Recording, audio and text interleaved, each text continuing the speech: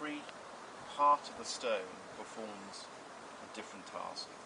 And so when you're dressing a stone, there are many different things you need to do with it.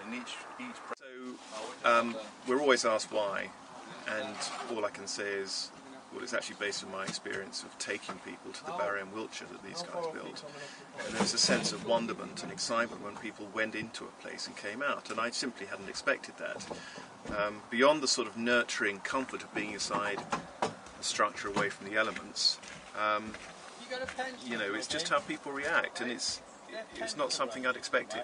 And in fact, the thing that we'd wholly underestimated, having started this project, is how people react, and it's extraordinary. It's just extraordinary. So this is all limestone, and it's sourced from Houndel, so it's a local stone. It's circa 250 million years old. The different colours indicate from what depth they came in the quarry. In a quarry, it's simply plucked out of the soil. It's not blown, it's not sawn, so it's very naturally resourced. These are coins, and they create the sort of corner structure.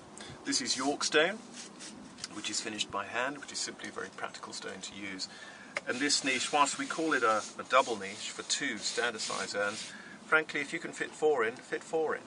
We don't want to be prescriptive, and I think that's a fundamental difference between what we're trying to do and what I think, much of the industry really, the level of service they provide is wholly prescriptive.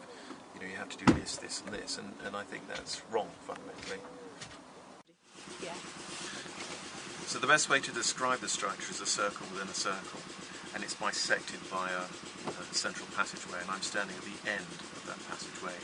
Above us you can see the outside of the corbelled roof. Corbelling is a very specific term and a very specific building technique. There's no cement used. What you can see is lime mortar, which is there to steady. It's not a bonding agent. And at the point at which the corbelling is finished, the roof the structure has identity and a sense of purpose. So for the craftsman, it's a very important and significant part of the build process. Over the next 2 weeks or so, essentially, all the niches will be finished, and thereafter we will cover the mound in soil and seed it, and we have to seed it really in September with flowers, wildflowers and grass mix. And then really it's ready for people to come and enjoy.